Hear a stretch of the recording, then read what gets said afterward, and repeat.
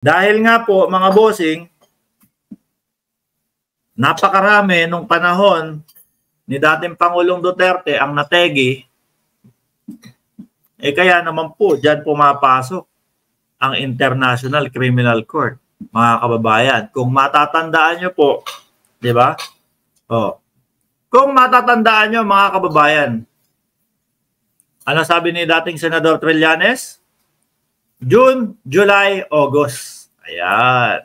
No? Madami nagsabi, mga DDS, mga OTAP supporters. Nako, wala naman yan si Trillanes. Naniniwala kayo sa pinagsasabi niyan. Ano ngayon? Merong mga papeles at dokumento. Nagre-react po sila, mga kababayan, dahil 5 PNP opisyal ang dawit, ang sabit. At ngayon, ano sabi ng Solicitor General Menardo Guevara? Iinom muna ako ng tubig. Napapaos ako dito Lintik tong mga to. Ang daming topic. Oy, Jordan. Akala mo yata dito na ako nabubuhay. No? Anyway, ano po sabi ni Menardo Guevara, mga kababayan? Hindi namin pipigilang pumasok. Ano po? Yung pagkakasunod-sunod, napapansin nyo na ho, mga kababayan, yung madaming nagsasabi, si Trillanes, hindi dapat yan pinapakinggan. Hindi totoo mga sinasabi niya. No? Ngayon, nilabasan kayo ng mga dokumento, pati po si Attorney Cristina Conti, mga kababayan, no? Ng ICC, ano sinabi? Oo, nasa mga ganong buwan. Ano? Pero syempre, hindi naman sasabihin yung eksaktong petsa niyan. Baka ho kasi, mga kababayan, pag sinabi yung eksaktong petsa, baka ho hindi na ho natin sila makita. Baka yung maisog nila, hinto na agad. Yung mautog-utog nila. Di ba? Biglaan ho yan, mga kababayan. At eto nga po, papasok na yung huling buwan na sinabi ng dating senador na si Trillanes, mas dumadami na ho yung nakikita natin. No, napatunay na talagang papasok na po. Biruin mo, Solicitor General na nagsabi, ha? Solicitor General na po ang nagsabi, mga kababayan. Ano ba yung Solicitor General? Isa po yan po ang pinakamataas na lawyer sa Pilipinas. Kasi bakit? Pilipinas ang pinagtatanggol niyan, mga kababayan. Di ba? Ano sabi? Hindi namin pipigilan na pumasok. Sa ibang lengguwahe o sa ibang word, mga kababayan, welcome yun. Di ba? Sa pinakamasakit na salita, welcome ICC yun. Ibig sabihin, pwede kayong pumasok, hindi namin kayo pipigilan. Pero, syempre, may pampalubag loob para po doon sa mga DDS. Ang pampalubag loob, hindi naman daw po sila tutulong sa investigasyon. Kumbaga, pasok lang kayo, sige, interviewin nyo si Bato de la Rosa. Ilang buwan na kayang hindi natutulog si Bato de la Rosa, mga kababayan? Palagay ko ho yan, hindi na din mapakala yan. Although pinapakita niyang tao na yan, si Bossing, ipinapakita niya na hindi siya affected o hindi siya apektado. Pero yung mayat-maya ho na pagkokomento niya tungkol sa ICC, ibig sabihin lang ho, tumatakbo sa utak ni Bato de la Rosa yan. No, Scout Ranger, kanino ka maniniwala? Kay Sir PBBM, Namusang o Duterte family na nanakit sa PNP, sabi ni LB. Nako, nananakit pala ng PNP.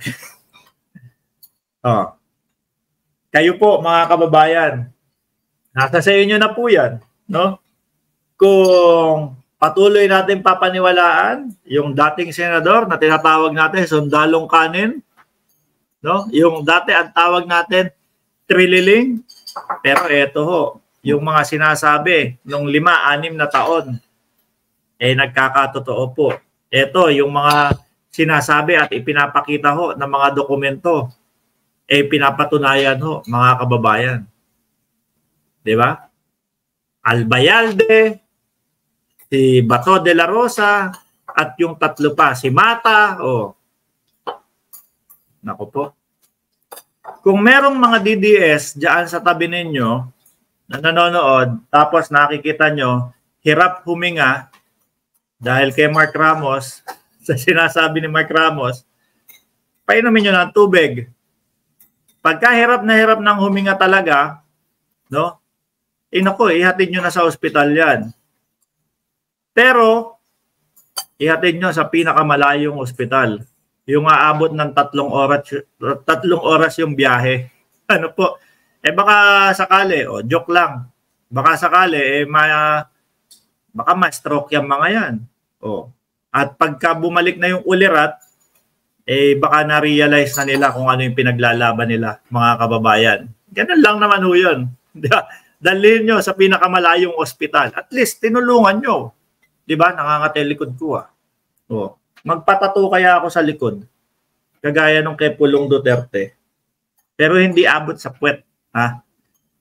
Sabi, grabe ka, Arlene kayo manggi. Paimbalsa mo agad.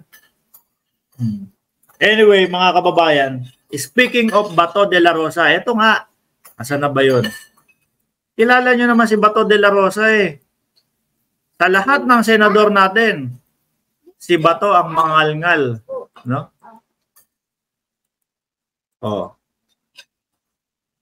Umiiyak na naman po ang senador ng mga DDS.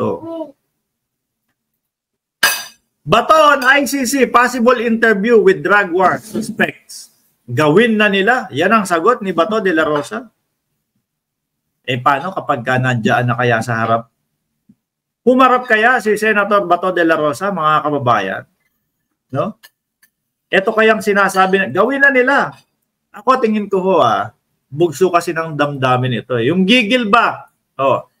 Pero ako naniniwala ako, mga bossing, na talagang kinakabahan ito. No?